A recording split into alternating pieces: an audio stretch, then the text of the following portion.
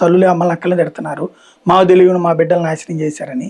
కాబట్టి వీటిట్లలో political involve అయింది అనుకోండి, ఇప్పుడు కూడా మీరు కాంగ్రెస్ వీళ్ళు ఓన్ చేసుకోవట్లే, వీళ్ళ యాజిటేషన్ ఫలాన్ని ఓన్ చేసుకోవాలనుకుంటున్నారు కానీ వీళ్ళు ఇంకో పక్కన బలహీన పడిపోతున్నారు. ఎందుకంటే నువ్వు ఒక సొసైటీ చేంజ్ పర్సెప్షన్ బేస్ చేసుకుని ఏదైనా తీసురా నడుస్తుంది.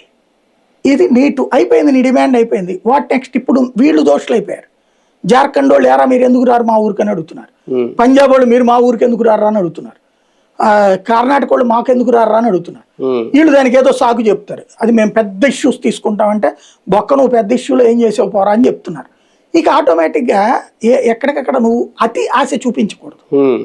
అందుకనే ఇప్పుడు రేపు 5వ తారీఖు కూర్చుని వీళ్ళందరూ మీటింగ్ పెట్టుకుని చేసుకుంటారట. దీని అంతటి వెనక మోడీ మీద ఏమన్నా కుట్ర జరుగుతుందా? మోడీని దించేసే వ్యూహాలు ఏమన్నా రచిస్తున్నారా? రాబోయే 6 నెలల్లో మోడీ అంటే జనవరి దాకా మోడీ అధికారంలో ఉంటే ఆ తర్వాత మోడీని కెలకలేరు. నెక్స్ట్ ఎలక్షన్స్ కూడా మోడీని.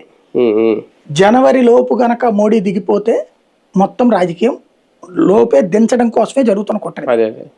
అంటే మోడీ దిగిపోతారా, మోడీని దించేస్తారా అని దించాలని కుట్ర. ఇప్పుడు మొన్న ఎవరిని చావనివ్వకుండా చూశాడు ఆయన.